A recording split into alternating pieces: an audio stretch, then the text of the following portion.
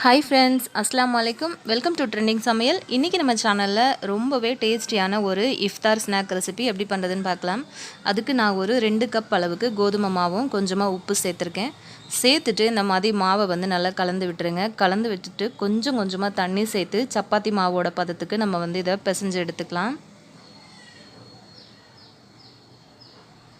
பாருங்கள், இப்போ கொஞ்சமாக ஆயில் அப்ளை பண்ணிவிட்டு நல்லா இதை பிசைஞ்சு கொடுத்துருங்க.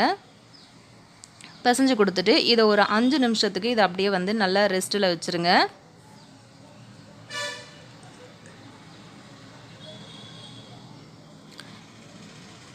இப்போ நம்ம ஒரு பேன் வந்து ஹீட் பண்ணிவிட்டு கொஞ்சமாக ஆயில் சேர்த்துக்கோங்க. கொஞ்சமாக சீரகம், ஒரு 2 பச்சை மிளகாயை குட்டி குட்டியாக நறுக்கி சேர்த்துருக்கேன். ஒரு 2 பெரிய வெங்காயத்தை இந்த மாதிரி கட் பண்ணி சேர்த்துருக்கேன். சேர்த்துட்டு இந்த மாதிரி நல்லா மீடியம் ஃப்ளேமில் வச்சுட்டு இந்த மாதிரி நல்லா வதக்கி விடுங்க.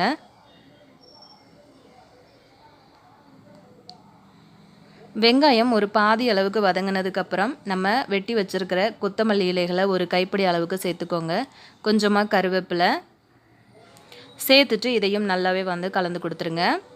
ஒரு 2 நிமிஷம் வதக்குனதுக்கு அப்புறமா நம்ம இதுக்கு தேவையான அளவுக்கு மிளகாத்தூள் சேர்த்துக்கலாம். தனி மிளகாத்தூள், கொஞ்சம் மஞ்சத்தூள், கொஞ்சம் உப்பு சேர்த்துக்கோங்க.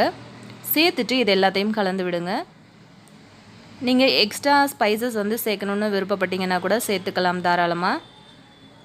இதில் வந்து இஞ்சி பூண்டு பேஸ்ட்டு எதுவுமே நான் வந்து சேர்க்கவே இல்லை. ரொம்ப சிம்பிளாக ஈஸியாக செய்யக்கூடிய ரெசிபி. நல்லா இதை வதக்கி விட்டதுக்கப்புறமா இப்போ வந்து ஒரு கப் அளவுக்கு உருளைக்கிழங்கு வந்து வேக வச்சு மசிச்சு வச்சுருக்கேன். அதையும் வந்து சேர்த்து ஆட் பண்ணிக்கோங்க. ஆட் பண்ணதுக்கப்புறம் இதை நல்லா வந்து கலந்து கொடுத்துருங்க.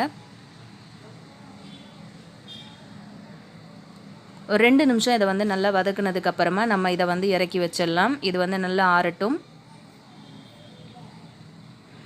ஆறுனதுக்கப்புறம் வந்து பார்த்திங்க அப்படின்னா இந்த மாதிரி நம்மளோட மாவு வந்து நல்லா சாஃப்டாக வந்திருக்கு. நான் இன்றைக்கி கோதுமை மாவு தான் எடுத்திருக்கேன். உங்களுக்கு மைதா மாவு வேணும் அப்படின்னாலும் நீங்கள் எடுத்துக்கலாம். கையாலேயே இந்த மாதிரி சின்னதாக ஒரு உருண்டை பிடிச்சி இந்த மாதிரி கையிலேயே வந்து விரித்து விட்டுக்கோங்க. உங்களுக்கு வந்து எந்த ஷேப்பில் வேணுமோ அந்த ஷேப்பில் நீங்கள் வந்து பண்ணிக்கலாம். நான் வந்து இன்றைக்கி சின்னதாக ஒரு பாக்ஸ் மாதிரி ஒரு ஷேப்பும், அதுக்கப்புறமா வந்து ரவுண்டாக வடை மாதிரி ஒரு ஷேப்பும் பண்ண போகிறேன். இந்த மாதிரி நல்லா விரிச்சு விட்டதுக்கப்புறமா உங்களுக்கு வந்து உள்ளே வைக்கிறதுக்கு எந்த அளவுக்கு ஸ்டஃபிங் தேவையோ அந்த அளவுக்கு வச்சுக்கலாம். நீங்கள் வந்து உருளைக்கிழங்கு வேணாம் அப்படின்னு நினச்சிங்கன்னா நீங்கள் சிக்கன், மட்டன் அந்த மாதிரி கூட நீங்கள் வந்து யூஸ் பண்ணிக்கலாம். இப்போ உங்களுக்கு எந்த அளவுக்கு ஸ்டஃபிங் தேவையோ அந்த அளவுக்கு வச்சதுக்கப்புறமா நம்ம வந்து இதை மடிச்சுக்கலாம். ரொம்ப ஈஸியாக அதை வந்து மடிச்சுக்கலாம். ஃபஸ்ட்டு வந்து இந்த 2 பக்கத்தையும் பிடிச்சு இந்த மாதிரி மடிச்சுக்கோங்க. ரொம்ப சிம்பிளாக நான் வந்து இது சொல்கிறேன். இந்த மாதிரி மடிச்சுக்கலாம். மடிச்சுட்டு இந்த பக்கம் முனையை வந்து இந்த மாதிரி அதை வந்து ப்ரெஸ் பண்ணி விட்டுருங்க. அதே மாதிரியே சேம் இந்த பக்கமும் அதே மாதிரி செய்யுங்க. இந்த மாதிரி செஞ்சீங்க அப்படின்னா இது உங்களுக்கு ஒரு டிசைனாக இருக்கும். அதுக்கப்புறம் வந்து பார்த்திங்கன்னா இந்த மாதிரி நான் ரொம்ப சிம்பிளாக இந்த மாதிரி ரவுண்ட் ஷேப்பில் நான் வந்து தட்டி வச்சுருக்கேன். எல்லாமே வந்து கையில் தட்டினது தான். இப்போ அதுக்குள்ளே ஸ்டஃபிங் வச்சதுக்கப்புறமா அந்த ஓரங்கள் எல்லாத்தையுமே இந்த மாதிரி ப்ரெஸ் பண்ணி நீங்கள் எடுத்து விட்டீங்க அப்படின்னா அவ்வளோதான், நம்மளோட ஈஸியான ஸ்நாக் ரெசிபி வந்து ரெடி ஆகிடுச்சு. இந்த மாதிரி பண்ணினதுக்கப்புறம் நீங்கள் கையில் வச்சு நல்லா ஷேப் கொடுத்துருங்க. ரொம்ப வந்து ப்ரெஸ் பண்ண வேண்டாம், சும்மா லைட்டாக அந்த மாதிரி ப்ரெஸ் பண்ணிங்க அப்படின்னா போதும். இஃப்தாருக்கு வந்து ரொம்ப சூப்பராக ஸ்பைஸியாக நல்லா இருக்குங்க. கண்டிப்பாக இந்த ரெசிபி உங்களுக்கு பிடிக்கும். கண்டிப்பாக நீங்கள் ட்ரை பண்ணி பாருங்கள், ரொம்ப டேஸ்ட்டாக இருக்கும். பாருங்கள், இதே மாதிரி நம்ம மிச்சம் இருக்கிற மாவு எல்லாத்தையுமே வந்து ரெடி பண்ணி எடுத்துக்கலாம். இப்போ இந்த மாதிரி ஒரு ஃபோர்க் எடுத்துகிட்டு மேலே வந்து இந்த மாதிரி ப்ரெஸ் பண்ணி நான் விட்டுருக்கேன். பார்க்குறதுக்கு கொஞ்சம் டிசைனாக இருக்கிற மாதிரி இருக்கும், பார்க்க நல்லாயிருக்கும். இந்த மாதிரி எல்லாத்தையும் பண்ணினதுக்கப்புறம் நம்ம இதை வந்து இப்போது டீப் ஃப்ரை வந்து பண்ண போகிறதில்ல, ஷாலோ ஃப்ரை தான் பண்ண போகிறோம். ஸோ நான் இந்த மாதிரி ஒரு தவா எடுத்திருக்கேன். தவா வந்து லேசாக சூடானதுக்கப்புறம் கொஞ்சமாக ஆயில் சேர்த்துருக்கேன். சேர்த்துட்டு இந்த ஸ்டஃபிங் வச்ச மாவு உருண்டைகளை எல்லாத்தையுமே நம்ம இந்த மாதிரி வச்சுக்கலாம். அடுப்பு வந்து நல்லா மீடியம் ஃப்ளேமில் வச்சுட்டு இந்த மாதிரி ஃப்ரை பண்ணிக்கோங்க.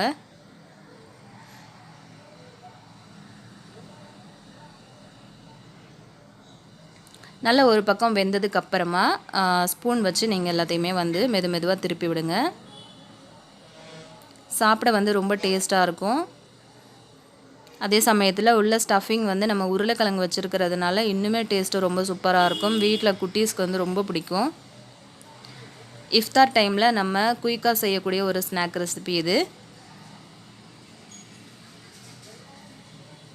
இந்த மாதிரி அதோட சைடில் வர்ற ஓரங்களையும் அந்த மாதிரி வேக வச்சு எடுத்துக்கோங்க. அவ்வளோதான். நமக்கு எண்ணெயுமே வந்து பார்த்திங்கன்னா செலவே கிடையாது. ஒரு 2லேருந்து 3 ஸ்பூன் தான் செலவாச்சு. அவ்வளோதான். இது எல்லாத்தையுமே நம்ம இப்போ வந்து வெளியே எடுத்துடலாங்க. இப்போ இதை ஆறுனதுக்கப்புறம் ஓப்பன் பண்ணி காட்டுறேன். இந்த ரெசிபி உங்களுக்கு பிடிச்சிருந்ததுன்னா நம்ம சேனலை சப்ஸ்கிரைப் பண்ணுங்கள். லைக், ஷேர், கமெண்ட் பண்ணுங்கள் ஃப்ரெண்ட்ஸ். தேங்க்யூ.